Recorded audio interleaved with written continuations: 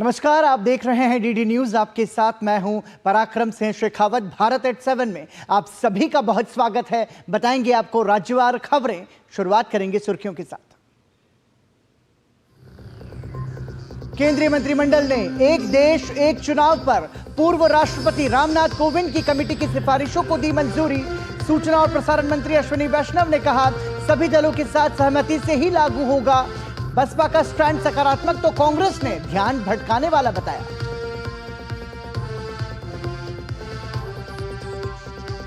मोदी सरकार के तीसरे कार्यकाल के 100 दिन पूरे होने पर कैबिनेट ने किसानों के हित में लिया बड़ा फैसला। एनपीके उर्वरकों के लिए 24,475 करोड़ रुपए की सब्सिडी मंजूर। प्रधानमंत्री अन्नदाता आय संरक्षण अभियान के लिए 35,000 करोड़ रुपयों की मंजूरी।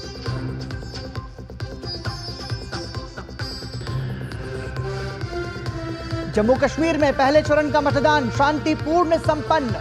कड़ी सुरक्षा के बीच बड़ी संख्या में पोलिंग बूथ पर उमड़े मतदाता। लोकतंत्र के महापर्व को लेकर जम्मू के साथ घाटी के फर्स्ट टाइम वोटर में दिखा खासा उत्साह।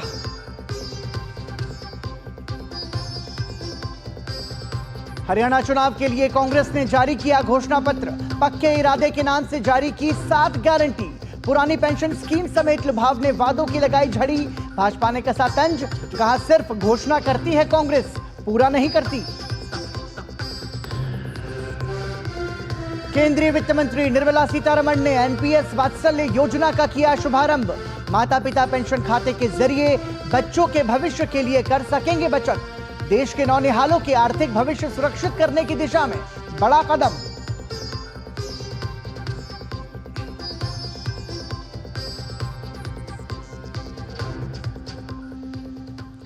और अब राज्यवार खबरों की शुरुआत करेंगे विस्तार से। सबसे पहले बात एमएनआईटी के 18वें दीक्षांत समारोह की। राष्ट्रपति द्रौपदी मुर्मू ने जयपुर के Malviya national institute of technology के दीक्षांत समारोह में हिस्सा लिया। इस अवसर पर उन्होंने उपाधि और पदक प्राप्त करने वाले सभी विद्यार्थियों को हार्दिक बधाई दी। उन्होंने कहा कि इस सफलता के पीछे विद्यार्थियों की मेहनत के साथ उनके माता पिता, अभिभावकों और शिक्षकों का भी महत्वपूर्ण योगदान है। राष्ट्रपति द्रौपदी मुर्मू ने जयपुर के एमएनआईटी के दीक्षांत समारोह में शिरकत की। उन्होंने यहां पर 1300 से ज़्यादा स्टूडेंट्स को डिग्रियां वितरित की। इस दौरान गोल्ड मेडलिस्ट विद्यार्थियों में सर्वाधिक संख्या बेटियों की होने पर प्रसन्नता जाहिर की। राष्ट्रपति द्रौपदी मुर्मू बुधवार को राजस्थान के दौरे पर रहीं। राष्ट्रपति अपने इस दौरे के तहत जयपुर के Malviya national institute of technology के दीक्षांत समारोह में शामिल हुई। कार्यक्रम के दौरान प्रदेश के मुख्यमंत्री भजनलाल शर्मा और राज्यपाल हरिभाऊ किशन राव भी मौजूद रहे। राष्ट्रपति ने इस मौके पर 20 छात्रों को गोल्ड मेडल प्रदान किए, जिनमें 12 लड़कियां शामिल हैं। बेटियों की इस सफलता पर उन्होंने बधाई देते हुए कहा कि यदि समान अवसर मिले तो बेटियां अपेक्षाकृत अधिक उत्कृष्टता हासिल कर सकती हैं। 20 स्वर्ण पदक दिए हैं, उनमें से 12 पदक हमारी बेटियां ने प्राप्त किए हैं, जबकि उपाधि प्राप्त करने वाले कुल विद्यार्थियों में लगभग 29% है बेटियां। पदक विजेताओं में बेटियां का ये अनुपात इस बात का प्रमाण है कि अगर उन्हें समान अवसर दिए जाए तो ये अपेक्षाकृत अधिक उत्कृष्टता हासिल कर सकती है। राष्ट्रपति ने भारत को 2047 तक विकसित राष्ट्र बनाने के लिए छात्रों से उल्लेखनीय योगदान करने का आह्वान किया। उन्होंने कहा कि राष्ट्र के विकास को नेतृत्व प्रदान करना छात्रों और युवाओं का कर्तव्य है। रिसर्च और डेवलपमेंट के क्षेत्र में महिलाओं की अधिक भागीदारी न केवल देश के सामाजिक और आर्थिक विकास के लिए महत्वपूर्ण है, बल्कि हमारी बेटियों के जीवन की गुणवत्ता में सुधार के लिए भी आवश्यक है। दीक्षांत समारोह के अवसर पर राष्ट्रपति ने संस्थान के 1361 स्टूडेंट्स को डिग्रियां प्रदान की। वहीं संस्थान में पहली बार directors outstanding gold medal award की भी शुरुआत की गई। ग्रेजुएट टॉपर्स को 8 डायरेक्टर्स गोल्ड मेडल और पीजी टॉपर्स को 11 board of governance gold medal प्रदान किए गए। खुशी तो बहुत ज़्यादा है, इतने हाईएस्ट अथॉरिटी से मेडल मिला है और मैं कहना चाहूँगी कि ये बहुत ही हैपनिंग मोमेंट है जिसका क्रेडिट पेरेंट्स, टीचर्स और मेरे फ्रेंड्स को जाता है। कार्यक्रम के दौरान राष्ट्रपति ने छात्रों के लिए एक नए 600 बेड वाले छात्रावास अरावली का उद्घाटन भी किया। इसके साथ ही संस्थान का कुल गीत भी जारी किया गया। राष्ट्रपति द्रौपदी मुर्मू ने MNIT की विकास यात्रा को लेकर प्रसन्नता जाहिर की, तो वहीं स्टूडेंट्स ने अपने बीच प्रेसिडेंट को पाकर के खुशी का इजहार किया। स्टूडेंट्स का कहना था कि राष्ट्रपति ने आज उन्हें प्रेरणादायक उद्बोधन दिया है, जीवन में उसे वे आत्मसात करेंगे और उनकी प्रेरणा से आगे बढ़ सकेंगे। कैमरा पर्सन राकेश पटेल के साथ महेश दाधिच, DD न्यूज़, जयपुर। और राजस्थान के बाद आइए अब रुख करेंगे उत्तर प्रदेश का। आपको बताते हैं गाजियाबाद को विकास की सौगात से मिली जुड़ी हुई खबर। उत्तर प्रदेश के मुख्यमंत्री योगी आदित्यनाथ ने गाजियाबाद में 757 करोड़ की लागत वाली 111 विकास परियोजनाओं का उद्घाटन और शिलान्यास किया। इस दौरान उन्होंने 6000 युवाओं को टैबलेट और स्मार्टफोन वितरित किए और हजारों युवाओं को नियुक्ति पत्र सौंपे। इसके अलावा 632 लाभार्थियों को कुल 327 करोड़ का ऋण भी प्रदान किया। मुख्यमंत्री योगी आदित्यनाथ ने कहा है कि अपराधियों और माफियाओं के सामने सर झुकाने वाले आज महंतों को माफिया कह रहे हैं। उन्होंने सपा की तुलना औरंगजेब से की। गाजियाबाद में आज रोजगार मेले के दौरान 10,000 से ज्यादा युवाओं को नियुक्ति पत्र बांटते हुए उन्होंने कहा कि युवाओं के सपने और भविष्य के साथ सरकार खिलवाड़ नहीं होने देगी।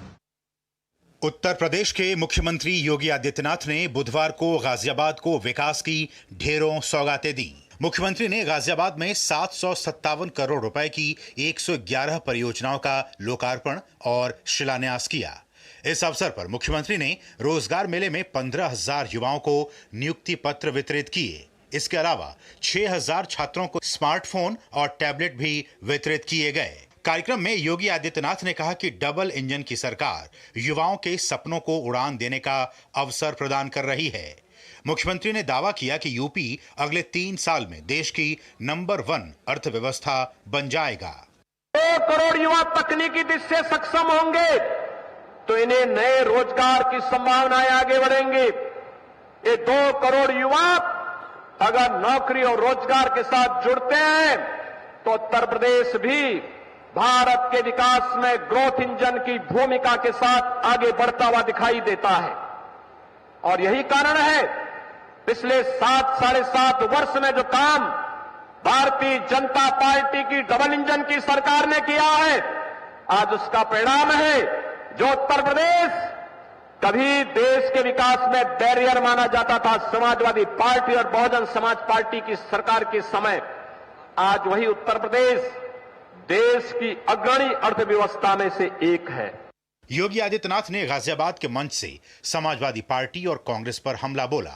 उन्होंने कहा कि यूपी में 2 लड़कों की जोड़ी गुमराह करने के लिए आई है और इन्होंने किसी का हित नहीं किया बल्कि सिर्फ लूटा है।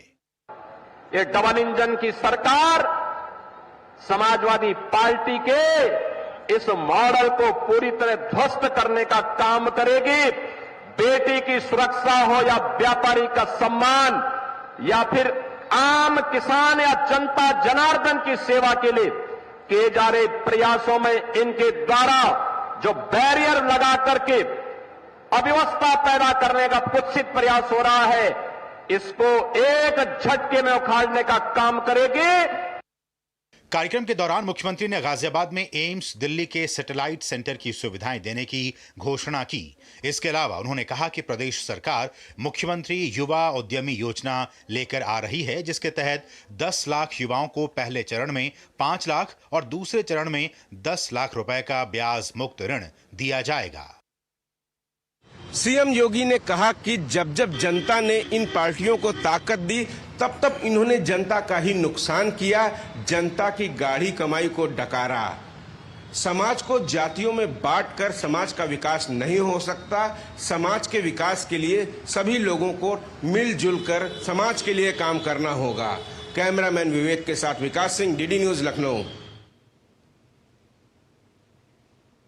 और अब थोक महंगाई से जुड़ी हुई एक अच्छी खबर। थोक महंगाई के मोर्चे से राहत की खबर आई है। अगस्त महीने में थोक महंगाई दर घटकर 1.31% पर रही, जो बीते 4 महीनों का सबसे निचला स्तर है। इससे पहले जुलाई महीने में थोक महंगाई दर 2.04% रही थी। सरकार ने मंगलवार को थोक महंगाई दर के आंकड़े जारी किए। इन आंकड़ों के अनुसार सब्जियों, खाद्य पदार्थों और ईंधन के सस्ते होने से थोक महंगाई 4 महीनों में पहली बार 2% से नीचे आ गई है।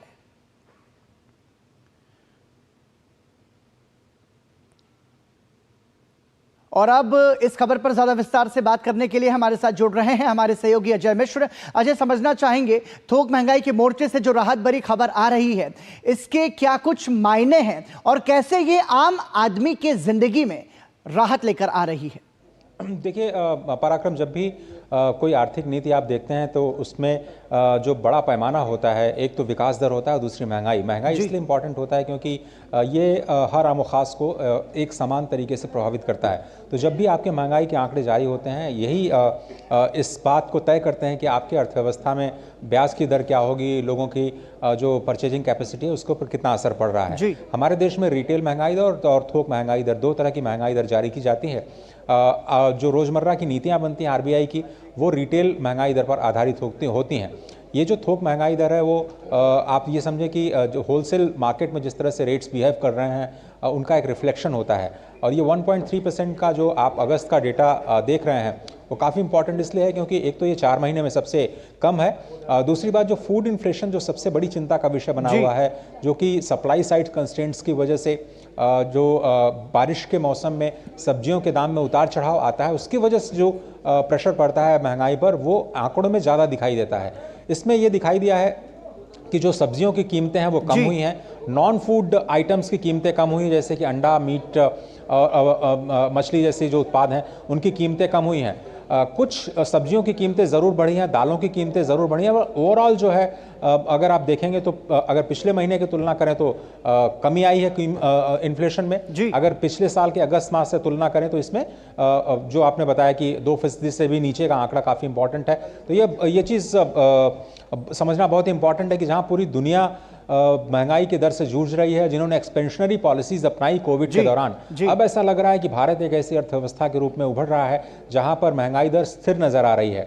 4% का लक्ष्य है रिटेल महंगाई दर को रखने का 2 से 6 के रेंज में, लेकिन 4% का जो औसत है वो अब लग रहा है कि 4.5-5% के अंत तक आरबीआई जो ये कह रहा है कि रिटेल महंगाई दर आएगी। पर ये अर्थव्यवस्था के लिए, खासतौर पर आम आदमी के लिए बहुत ही अच्छी खबर कही जा सकती है। पराक्रम, लेकिन अजय, बहुत संक्षेप में जानना चाहेंगे, देखिए 4 महीने में सबसे निचला स्तर है, तो जो आम आदमी है, आम जो परिवार है, उनको कितना फायदा इसके जरिए हम देख सकते हैं? तो देखिए, जैसा कि आपको पता है कि बारिश के मौसम में वैसे ही जो सप्लाई कुछ फल और सब्जियों की होती है उसमें बाधा आती है और उसकी वजह से ये सीजनल इम्पैक्ट आपको दिखता है कि महंगाई थोड़ी सी उठी हुई दिखाई दी है। आने वाले दिनों में, जिसको आप बिजी सीजन कहते हैं, त्योहारी सीजन कहते हैं, जब सप्लाई बढ़ेगी तो इसमें और महंगाई कम होने की उम्मीद है। तो हम जिस तरह से कह रहे हैं कि आगे आने वाले दिनों में जो हम लगातार देख रहे हैं कि 9-10 बार से ब्याज दरें स्थिर हैं, आगे जाकर के जो विशेषज्ञ मानते हैं कि महंगाई दर अगर सॉफ्टन होती हैं, अगर उसमें नरमी आती है और रिजर्व बैंक को लगता है कि जो रिटेल महंगाई दर है उसमें भी कमी आने की उम्मीद है, तो हो सकता है आपको दिसंबर के बाद या दिसंबर के आसपास ब्याज दरों में कटौती का सिलसिला जो है वो शुरू हो जाए। तो और अगर ऐसा होता है तो ये ग्रोथ को इम्पैक्ट करेगा पॉजिटिवली, और आम आदमी के लिहाज से जो ब्याज दरों का कम होना है, जो कि महंगाई दर के साथ सीधे तौर पर जुड़ा है, महंगाई दर अगर बढ़ेगी तो ब्याज दरें भी बढ़ेंगी, जो कि आपके लिए नेगेटिव होती हैं, हमारे लिए नेगेटिव होती हैं। महंगाई दर का कम होना ब्याज दरों को कम करेगा और इसलिए इसको काफी एक अच्छी स्थिति कहा जा सकता है। ठीक है, लेकिन अजय, यहाँ महत्वपूर्ण बात यह भी है कि जो आंकड़े बयां कर रहे हैं वो तो सच्ची तस्वीर बयां कर रहे हैं। ऐसे में विपक्ष जब सरकार पर बार बार ये आरोप लगाता है कि महंगाई से जो देश की आम जनता है वो त्रस्त है, तो ये विपक्ष को किस तरीके का जवाब है, सच्चाई के जरिए, आंकड़ों के जरिए? देखिए, विपक्ष तो आंकड़ों के आधार पर कभी भी सरकार पर सवाल खड़ा कर सकता है और उसका काम ही ये है। लेकिन अगर आप यूपीए सरकार के वक्त में जाएं तो मैंने अपने रिपोर्टिंग के जीवन काल में 20% तक की महंगाई देखी है। डबल डिजिट की महंगाई तो बहुत ही कॉमन हुआ करती थी। 11-12% का WPI यानी थोक महंगाई दर है यूपीए के ज़माने में, वो हमने रिपोर्ट किया है। लेकिन अभी आप देखें तो WPI डिफ्लेशन में था, यानी कीमतें एक्चुअली गिर रही थी आपकी।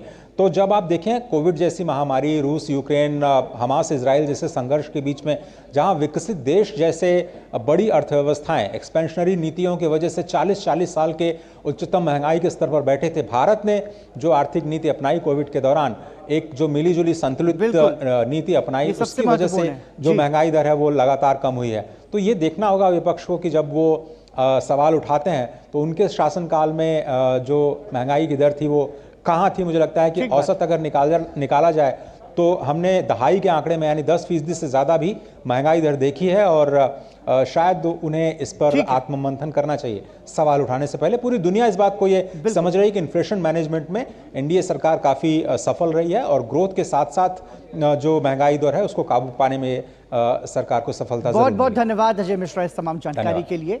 तो निश्चित रूप से जो कोविड के दौरान सरकार ने महत्वपूर्ण फैसले लिए, हम ये कह सकते हैं कि ये उसी का अब असर है। इसी के साथ यहाँ रुक रहे हैं एक छोटे से ब्रेक के लिए। देखते रहिए डीडी न्यूज। तड़के वाली, भोली भाली, मेहनत वाली, असली तड़के वाली, ये तो बड़ी समझदार, बड़ी होशियार, MDH की सही टेस्ट का असली test, MDH ginger garlic paste. सुरक्षा की गारंटी हर चीज में जरूरी है, चाहे वो मुश्किल स्टंट हो या अच्छी फसल। इसीलिए ले आइए IIL के ट्रैक्टर ब्रांड का शिनबा, जो देता है सुंडी और ट्रिप से सुरक्षा की गारंटी। हाथ धोकर आते हैं साबुन की जगह हैंड वॉश। मोहन का प्रमोशन हो गया क्या? सैवलॉन हैंड वॉश तो हमारा रोज का है। सिर्फ 10 रुपए में 200 ml हैंड वॉश बनाओ। Savlon powder to gel hand wash, germ से बचाए, शान बढ़ाए। बेटियां घर की रौनक हैं, बेटियां घर संवारती हैं, बेटियां पीढ़ियां सजाती हैं, बेटियां घर की बुनियाद कहलाती हैं। बेटियों को सलाम करता है मोंगिया स्टील, स्टील का बादशाह। MDH की देगी मिर्च, देगी मिर्च का तड़का, अंग अंग फड़का। MDH की देगी मिर्च। ब्रेक के बाद एक बार फिर आपका स्वागत। आप देख रहे हैं भारत एट 7 और अब खबर लालू, तेजस्वी और तेज प्रताप को मिले समन से जुड़ी।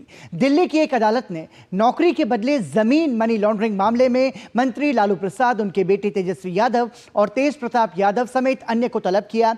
विशेष न्यायाधीश ने आरोपियों को 7 अक्टूबर को अदालत में पेश होने का निर्देश दिया है। जमीन के बदले नौकरी मामले में एक बार फिर से लालू परिवार की परेशानी बढ़ गई है। दिल्ली के राउज एवेन्यू कोर्ट ने लालू प्रसाद यादव, तेजस्वी यादव समेत 8 लोगों को समन जारी कर दिया है। कोर्ट ने साफ कहा है कि इस मामले में इनके परिवार की संलिप्तता से इनकार नहीं किया जा सकता है। ऐसे में बिहार में एक बार फिर से राजनीति गर्म हो गई है।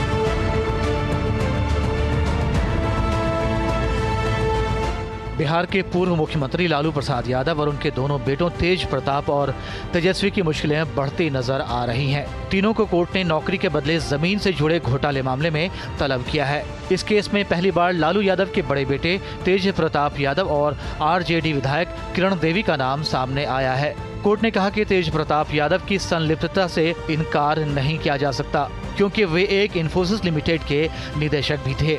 कोर्ट ने सभी को 7 अक्टूबर को पेश होने के लिए कहा है। वहीं इस मामले पर JDU नेता और बिहार सरकार में मंत्री श्रवण कुमार ने कहा कि जो कानून के दायरे में रहकर काम नहीं करेगा, उनको एक दिन सजा मिलकर रहेगी। जो कानून के हिसाब से चलते हैं उनको कोई दिक्कत और परेशानी नहीं होती है, चाहे राजनीतिक जीवन में हो, सामाजिक जीवन में हो या फिर सरकारी स्तर पर काम कर रहे हों। लेकिन जो नियम का, कानून का विधि सम्मत कार्रवाई नहीं करते हैं, उनको अनेक प्रकार के चुनौतियों का, अनेक प्रकार के मुसीबतों का सामना करना पड़ता है।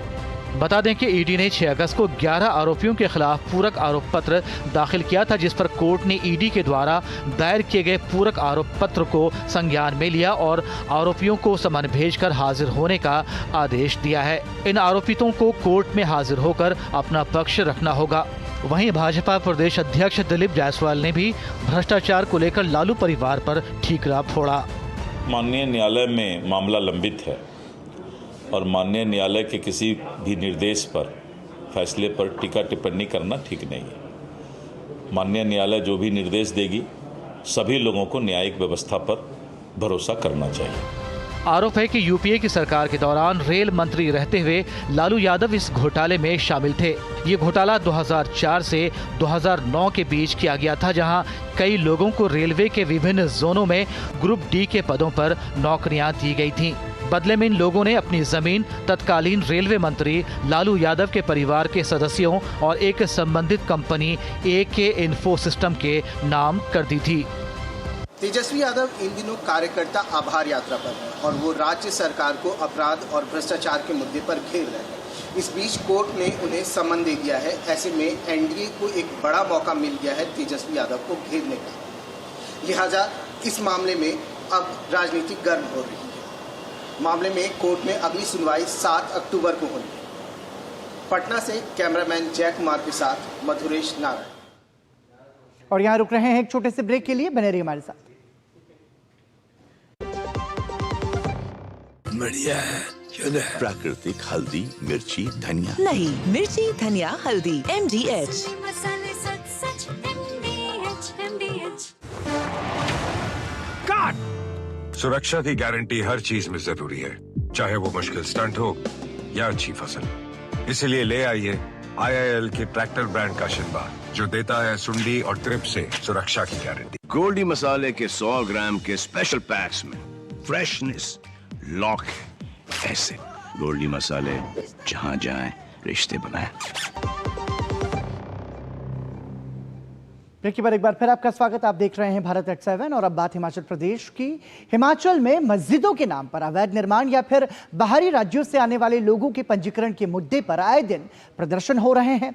इसे लेकर सरकार पर भी सवाल खड़े हो रहे हैं और स्थानीय प्रशासन भी सवालों में है। प्रदेश में अल्पसंख्यक समुदाय विशेष स्थिति और इसके स्थानीय असर को लेकर देखिए हमारी खास रिपोर्ट।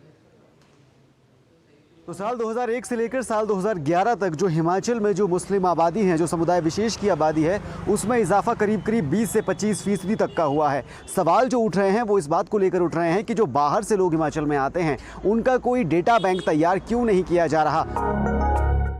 जो मुद्दा कभी मस्जिद के अवैध निर्माण के आरोपों तक सीमित था, वो मुद्दा आज प्रदेश में बाहरी राज्यों से आने वाले लोगों की जांच और उनके औपचारिक पंजीकरण की जरूरत तक पहुंच गया है।